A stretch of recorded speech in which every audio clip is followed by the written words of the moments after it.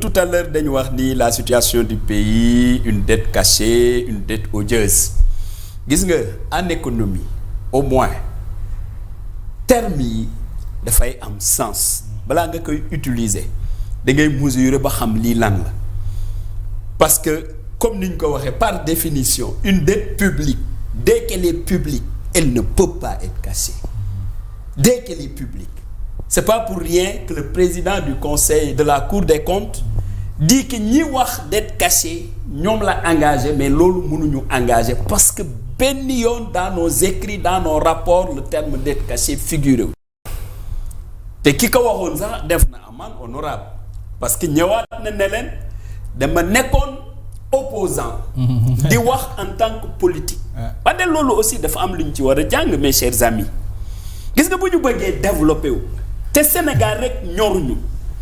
ngalawaay nañu fexee loolu mag ñi doon wax politique politicienne dama koy wax pour jàll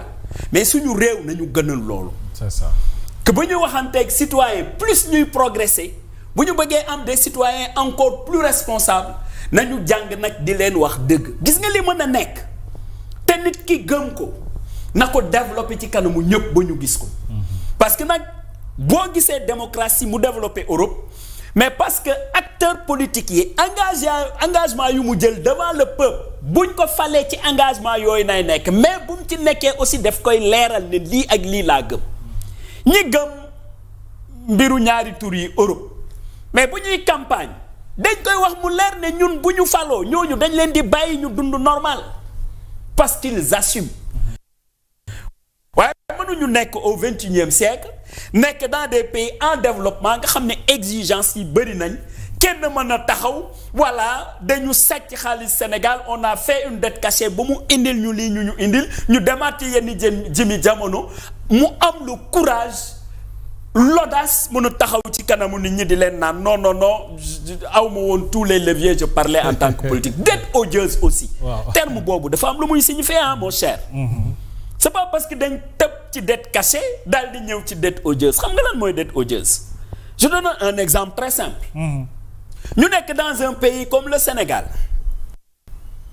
am armée bu ñëw jël pouvoir bi ñaanuñu ko yàlla puisque loolu bokkul ci suñuy tradition Sénégal c'est une république c'est un pays d'exception en Afrique sur ce plan mais armée ñëw jël réew par le forcing ba pare établir ay politique nationale ba pare am relation avec les bailleurs lépp fa xaalis waaye xaalis boobu ñu lépp au nom du pays ci seen compte lañ ko yóbbu te état bi citoyen war ko fay waaw xaalis yi ay militaire jël yóbbu ko seen compte parce que ñoom ñoo yore pouvoir di def lu leen neex xaalis boobu ci citoyen yi la jëm déedéet waaye bu dee ñeneen ñëw nañ nag ban jël pouvoir bi par la démocratie ñu ñëw gis ni militaires yi leboon nañ lii mais ci seen compte la dem loolu mooy dette odieuse est-ce que dette boobu war nañ ko fay loolu waruñu ko fay loolu moo tax aussi termes yi buñ koy utiliser dafa am solo c'est pas que parce que tu es un leader politique yàlla may na la ñëpp di la déglu te li ci gën a garaaw nag ci ñi ñuy déglu yëpp am na te loolu dañ ko war di sóoraale mon cher am na ñu toog seen kër yàlla seede na ñoo la gën a am xam-xam fuuf ëpple patriotisme fuuf waaye mbir mi li mu la jaral jarul leen ko c'est ça ñu toog non je sais pas Mohamed dimbale ma rek donc ces termes là il faut ñu xool naka lañ leen di utiliser parce que le Sénégal mérite mieux que ça nous avons des jeunes une nouvelle génération qui doit trouver un Sénégal boo xam ne ñoom dañu war a jël lenge yi doxal mu rafet sans mensonge ni hypocrisie je rappelle aussi que li xew assemblée moi mon cher je suis tout à fait d'accord assemblée dafa nekk ci rôle am pouvoir exécutif aussi war a nekk ci rôle am waaye quel que soit le pouvoir de l'assemblée et celui de l'exécutif bu ñu fàtte le pouvoir du peuple qui est le seul souverain c'est ça. La majorité bi ñuy tax ñi di tëb di dal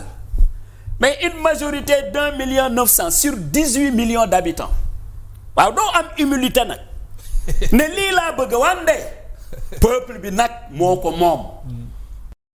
président de l'Assemblée Ousmane Sonko boo ko dégloo lors du vote là dans ses conclusions mu ne non le président de la République n'a qu'à promulguer parce que l'Assemblée l'a décidé. Et si l'Assemblée décide de ce que le peuple n'accepte pas, vous pensez que le président doit promulguer ça? Non.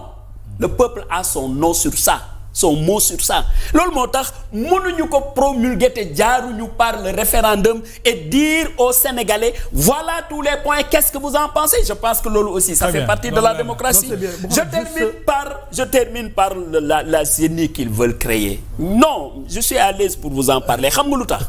Je considère que nous sommes de même génération. Li taxoon ñu doon wax l'exception sénégalaise, c'est que république dafa am des règles. Il y a ce qu'on appelle l'élégance républicaine. Gis nga l'élégance républicaine voudrait que lorsque monsieur le président de la République a envoyé à l'Assemblée son ministre de la Justice, mais mu am nuñ ko traité pour wane ni donte d'accord uñu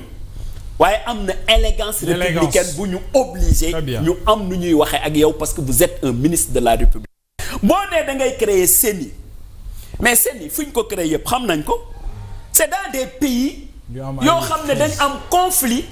ba amutul gouvernement bailleurs de fonds yi ñëw indi seen xaalis teg des hommes supposés indépendants ñu organiser des élections libres et transparentes bu ñu paree ñu joxe pouvoir bi mais Sénégal traversé wuñ loolu. Nous sommes une démocratie et nous voulons être une démocratie majeure loolu nag acteurs yi yëpp muy pouvoir comme opposition ñoo war a gën a taxaw pour crédibiliser cette démocratie jox le pouvoir du ministère de l'Intérieur mais sa prérogative d'organiser les élections parce que prérogative boobu loo bëggoon yokk avant ñu dem ci delluwaat sur lu muy wax parce que bon je pense que aussi il faut que ñu déglu ko mu wax ba pare ma andi juste des correctifs par rapport ak waxu dette odieuse bi je pense que les journalistes ku nekk mi ngi wax ni woy premier ministre dafa di dette cachée amul mais il n'a pas dit ça je pense que la dame là bu mu ko relancer par rapport à la dette odieuse la ko doon laaj pourquoi vous n'avez pas purement et simplement demandé à l'élimination l'appurement de cette dette là mu ni parce que boobu c'était pas ses prérogatives il était premier ministre et c'était le président de la République qui devait s'en occuper. Il faut pas que ñuy déformer waxu nit yi. Ça s'est passé exactement comme ça. On a vu beaucoup de bavardage autour de ça mais ils ont déformé les propos du premier ministre waxul loolu voilà. D'accord. Donc man te beneen affaire. waaw li may wax responsabilité bi yëpp c'est l'ancien régime. ñoom ñoo ko def ñoo tax problème bi am su ma waxee problème mu dette. mais Fadel. s'il me parle non excuse-moi ma yegg la. non moo tax dama ko jëlee leen fi loolu parce que dama ko déglu dama koy fàttali. ni que ba Macky di leb ba dem 70% du pays. buñ ko alerté buñ ko alerté di tabax so excuse-moi may ma ci la ñuy dugg sax débat économique yi ci la ñuy dugg mais il faut le laisser et l'élégance de me laisser parler dama la déglu allez-y dama la déglu il faut nga déglu comprendre bu mu dépasser les 70% on l'a alerté il a fait quoi il est allé créer des sociétés d'État lépp loo leen ba ñu dem à plus de